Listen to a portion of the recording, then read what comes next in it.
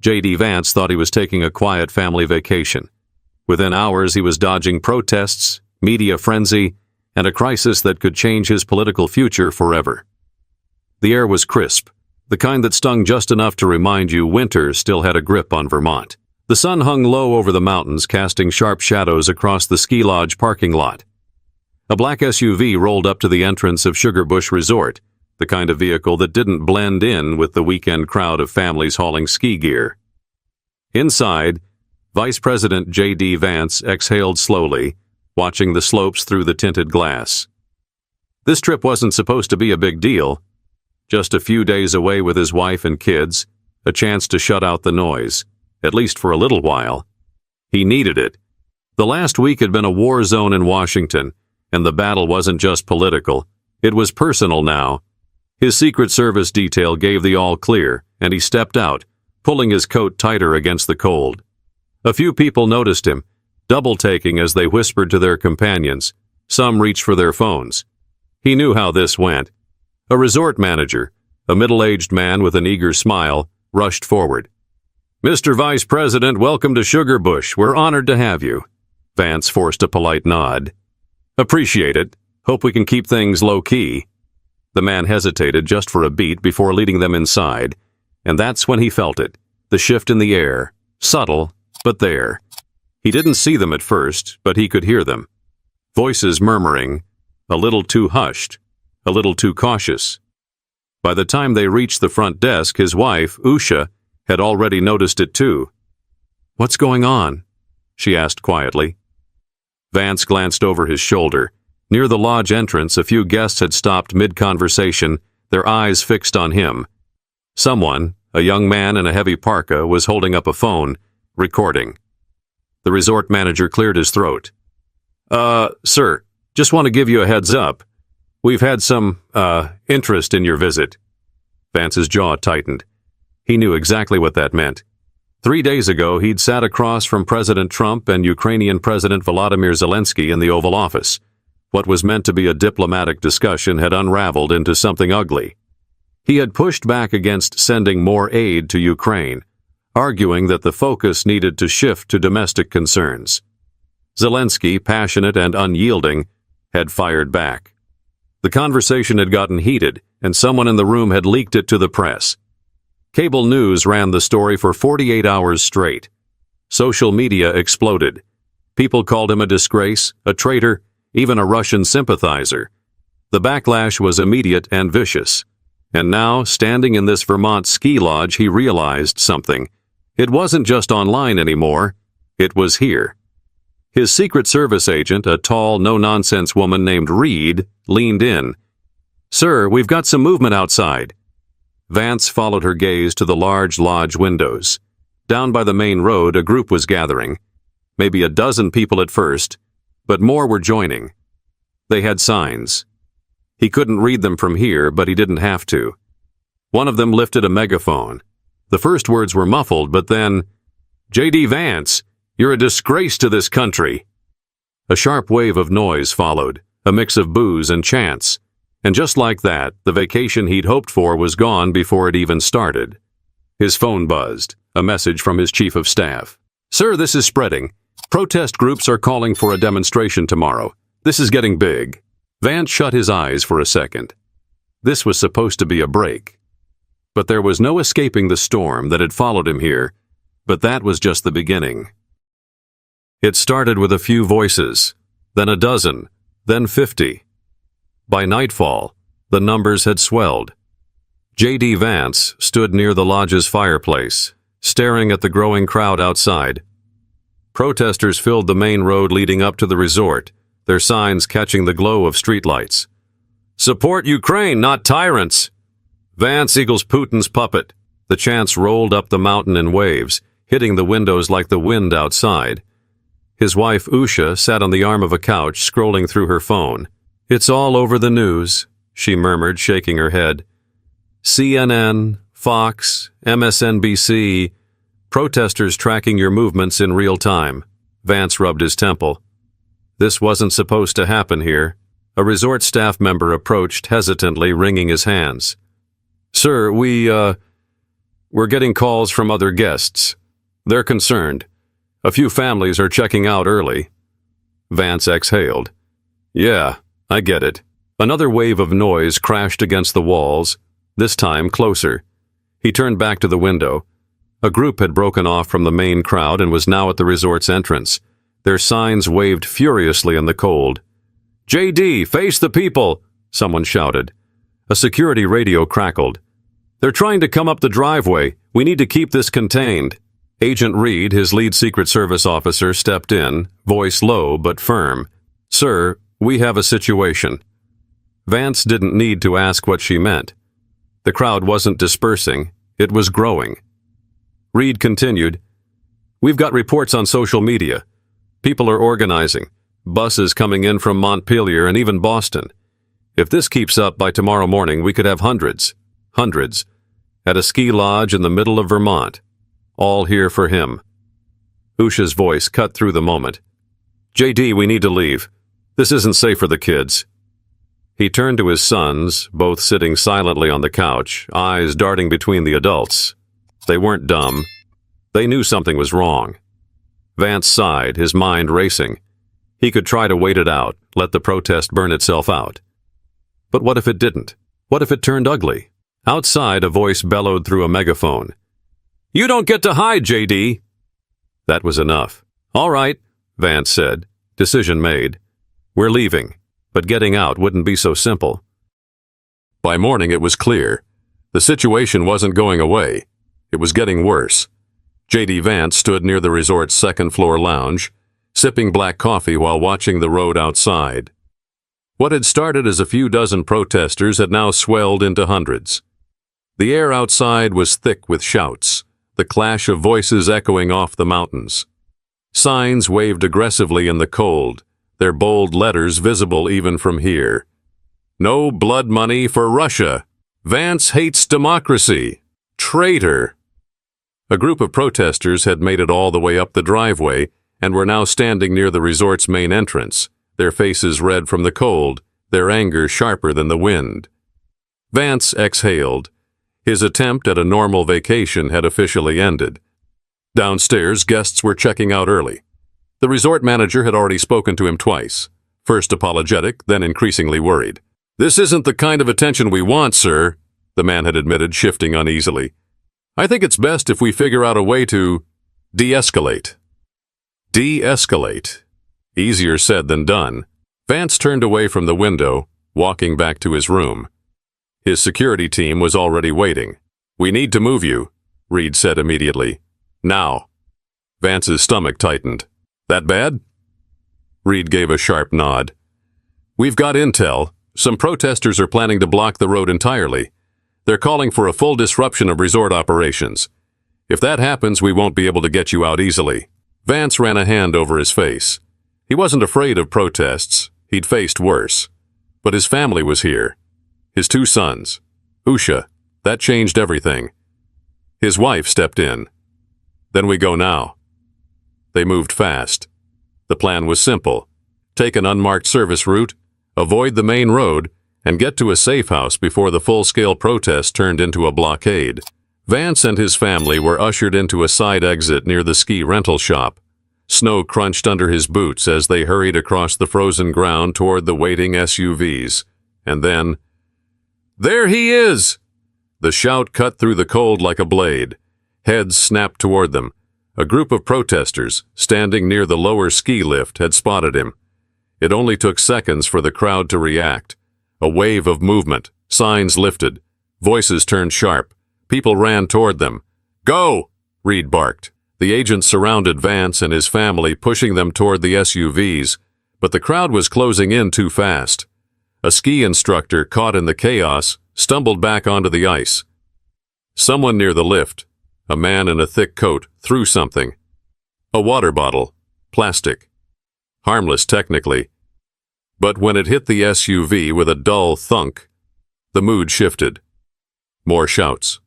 More movement. More anger. A second object flew.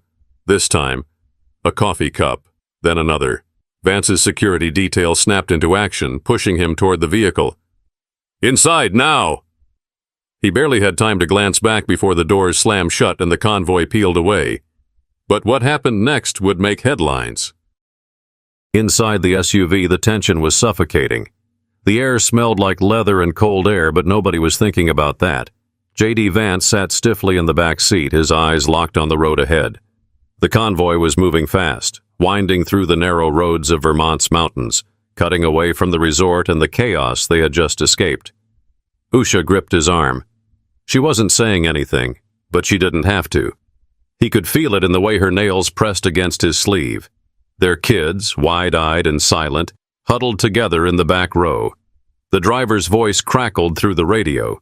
"Route's clear so far, but we've got chatter that protesters are mobilizing down in Waitsfield. We'll need to reroute." Vance pinched the bridge of his nose. This wasn't just a protest anymore, it was a coordinated effort. Agent Reed, seated in the passenger seat, turned back. "We're moving you to a safe house outside Montpelier. Minimal staff. Nobody outside of this vehicle knows the exact location." Vance clenched his jaw. "For how long?" Reed hesitated. "Until this dies down." He let out a dry, humorless chuckle. "You think it will?" Nobody answered. Outside, the landscape blurred past, snow-covered pines, wooden signs pointing toward local inns and craft stores. Under any other circumstances, he would have found it peaceful. Now it just felt like a reminder of how far he was from fixing any of this. His phone buzzed. A flood of messages from his team. News headlines were moving faster than they could keep up. Vance flees protesters in Vermont. MSNBC. Vice President under fire after Ukraine comments. Fox News. Why J.D. Vance's disaster in Vermont could cost him 2028. Politico. He exhaled sharply. "Great. So now I'm the guy who ran." Usha finally spoke. "You didn't run. You did what you had to for us." Vance shook his head. "Doesn't matter. That's not what people will see. That's not the headline." A heavy silence filled the SUV. The radio crackled again. "Sir, we've got another issue." Reed reached for her earpiece. "Go ahead." The voice on the other end was urgent. "Reports of more protests forming at Burlington Airport. If this keeps up, travel options might be limited." Vance closed his eyes. "Jesus." Reed glanced back. "Sir, you might want to start thinking about how you want to handle this." Handle this. He already knew what that meant. The press was circling like sharks. The only way to take control of this was to get ahead of it. He opened his phone. The only question now was what he was going to say. But whatever it was, it had to be good. The safe house was quiet. Too quiet. J.D. Vance sat in a small, dimly lit living room, the only sound coming from a wall-mounted TV showing a news broadcast. His name was everywhere. The footage from the resort had gone viral. Protesters shouting, security scrambling, the convoy peeling away. Every network had a different take. Some called him a coward. Others said he was being unfairly targeted. The divide was deep. His chief of staff's voice rang in his ear. "We need to get ahead of this. You have to address it. Tonight." Vance knew they were right. He didn't have a choice anymore. The problem was how. His instincts told him to push back, to defend himself. But Usha's words from earlier echoed in his mind. "It doesn't matter what's true. It matters what people see." He exhaled. "Get me a camera. I'll go live in an hour." An hour later, the small room had been transformed. The lighting was just right. A camera sat on a tripod. His staff had set up a direct feed to major networks and social media platforms. The weight of the moment settled on him. One wrong word, and he'd dig himself deeper. The countdown began. 3, 2, 1. He looked straight into the lens. "I want to address what happened today. No fluff, no political spin, straight to the point. I went to Vermont with my family for a break. We were met with protests, something I fully expected. But what I didn't expect was how quickly things escalated." His hands rested on the desk in front of him. "I understand that people are passionate about Ukraine. I understand why emotions are running high. I don't take that lightly." A pause. "But let me be clear. I stand by what I said in the White House. My duty is to the American people first. That doesn't mean I don't care about the suffering overseas. It means I believe our priorities must start here, at home. He let the words sit for a moment before continuing. I didn't run today. I protected my family, and I will never apologize for that. His jaw tightened. We have a choice in this country. We can have real debates. We can disagree. But if we let anger replace conversation, we lose more than an argument. We lose who we are. A beat of silence. That's all I have to say. And with that, the feed cut. The reaction was instant. Cable news exploded. Pundits dissected every sentence. Social media was a battlefield. Some called it a strong response. Others dismissed it as damage control. But one thing was certain. J.D. Vance was no longer just another politician in a controversy. He was the center of it. And now the real battle was about to begin. The next morning, J.D. Vance sat in the kitchen of the safe house, coffee untouched in front of him. His phone screen glowed with updates, but he wasn't reading them. His speech had landed. The impact was everywhere. Cable news was still running the footage on a loop. Some commentators called it one of the boldest moments of his career. Others tore him apart. Fox News anchor J.D. Vance took control of the narrative last night. Whether you agree with him or not, you have to admit he didn't run from this fight. CNN panelist. That speech was nothing but calculated damage control. He knows he's in trouble, and this was his way of clawing back credibility. MSNBC guest. The real issue isn't the speech, it's that he still refuses to support Ukraine. That's what history will remember. His chief of staff was already calling. Morning, Vance answered, rubbing his temple. You really lit a fire last night, the man said. Your approval rating among conservatives shot up. Independents are split, but Democrats are doubling down. You're officially the most talked about politician in the country. Vance exhaled. That's not necessarily a good thing. Depends on what you do next. And that was the problem. Because what came next wasn't up to him anymore. He was in it now, whether he wanted to be or not. By mid-afternoon, the White House press secretary was at the podium. The reporters didn't waste time. Has President Trump spoken to Vice President Vance about his comments? A brief pause. Then, the President and the Vice President have ongoing discussions on a variety of issues, and I won't get ahead of that. Another reporter jumped in. But is the administration aligned on Ukraine because it sounds like there's a clear divide? The press secretary smiled tightly. Our focus remains on supporting our allies while ensuring that America's interests come first. Translation. They weren't happy with him, but they weren't about to throw him under the bus just yet. Back in Vermont, the protests didn't stop. The crowd outside Sugarbush Resort had grown overnight, fueled by frustration over his response. One protester, wrapped in a Ukrainian flag, told a reporter, "He thinks he can just talk his way out of this? We're not going anywhere." A counter-protest had even formed, smaller but louder.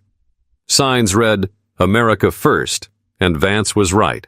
The country wasn't just talking about J.D. Vance anymore. It was fighting over him. Late that night, sitting alone in the safe house, Vance stared out the window at the dark Vermont woods. Usha sat across from him, her voice soft. "Did you do the right thing?" He didn't answer right away. "Honestly," he said finally, "I don't know. I don't think I had a choice." She studied him. "And if you did?" A long pause. Then quietly, "I'd still have said the same thing." She didn't push him on it. She just nodded. Because she understood. This wasn't just about Ukraine anymore. It was about something bigger. By the time the weekend ended, the dust hadn't settled. If anything, it had gotten thicker. But something had shifted. J.D. Vance had learned a hard lesson. Not just about politics, but about perception. It didn't matter what you meant. It mattered what people heard. It didn't matter what was true. It mattered what they believed. And in today's world, truth wasn't what set you free. It was what trapped you. He wasn't sure what that meant for his future, but he knew one thing. This fight wasn't over. Not even close. Politics isn't just about policies. It's about people. About how every word, every action, shapes the way we see the world. So, here's the real question. Where do you stand? Let me know what you think in the comments below. And if you want more stories like this, don't forget to like, subscribe, and hit that notification bell. Because this is just the beginning.